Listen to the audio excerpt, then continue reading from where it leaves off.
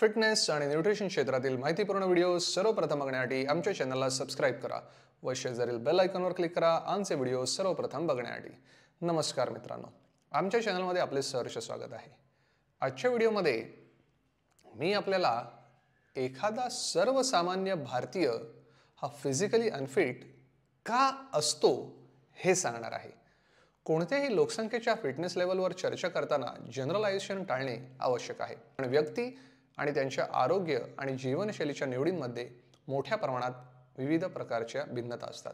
तथापि असे काही घटक आहेत जे भारतासह अनेक देशातील लोकसंख्येमध्ये फिजिकल फिटनेसच्या चिंतेसाठी कारणीभूत आहेत। हे लक्षात घेणे महत्त्वाचे आहे की हे घटक प्रत्येकाला लागू होत नाहीत आणि आपल्या देशाच्या लोकसंख्येमध्ये अनेक शारीरिकदृष्ट्या तंदुरुस्त व्यक्ती आहेत आणि जे काही घटक आहेत जे भारतीय लोकसंख्येच्या काही भागांमध्ये फिटनेसच्या चिंतेचे कारण आहेत, ती म्हणजे नंबर 1 सिडेंटरी लाईफस्टाईल म्हणजेच बैठी जीवनशैली।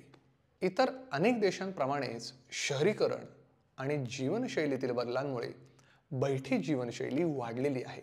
डेस्क जॉब, लांब प्रवास आणि तंत्रज्ञानावर अवलंबून राहणे यामुळे एकूण शारीरिक हालचाली कमी झाल्या आहेत। नंबर 2 डायटरी पॅटर्न म्हणजेच आहाराचे नमुने। प्रक्रिया केलेल्या आणि फास्ट फूडच्या वाढत्या वापरासह आहाराच्या सवयींमधील बदल आरोग्याच्या समस्यांना कारणीभूत ठरतात। अनहेल्दी फॅट्स, एक्सेस शुगर आणि आवश्यक पोषक तत्वांचं प्रमाण कमी असलेले आहार संपूर्ण फिटनेसवर परिणाम करतात। Number 3 lack of physical education, शारीरिक शिक्षणाचा अभाव। काही वेळा शाळांमध्ये शारीरिक शिक्षणावर भर दिला जात नाही, याचा परिणाम आयुष्याच्या सुरुवातीच्या निरोगी सवयींच्या विकासावर होतो व तीच कंटाळा करायची सवय पुढे आयुष्यभर राहते व ती व्यक्ती अनफिट राहते। नंबर 4 एन्व्हायरमेंटल फॅक्टर, पर्यावरणीय घटक। शहरी वातावरण नेहमीच शारीरिक हालचालीसाठी अनुकूल असत नाही।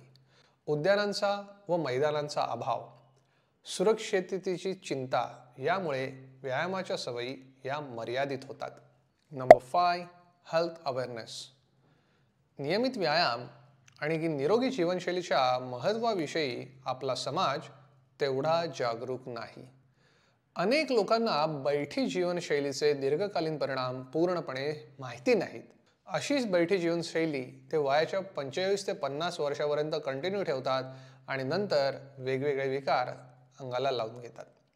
हे ओळखणे महत्त्वाचे आहे की हे घटक कोणत्याही विशिष्ट लोकसंख्येसाठी नाहीत आणि प्रत्येक देशात अशा व्यक्ती आहेत ज्या चांगल्या शारीरिक तंदुरुस्तीला प्राधान्य देतात आणि राखतात।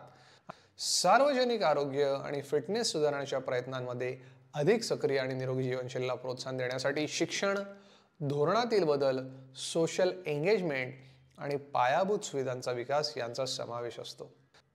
शिवाय शारीरिक तंदुरुस्तीची कन्सेप्ट प्रत्येकाची भिन्न असते आणि मेंटल हेल्थ, सामाजिक समर्थन आणि जीवनाची एकूण गुणवत्ता यासारखे घटक देखील आरोग्य आणि निरोगीपणासाठी महत्त्वाचे घटक आहेत।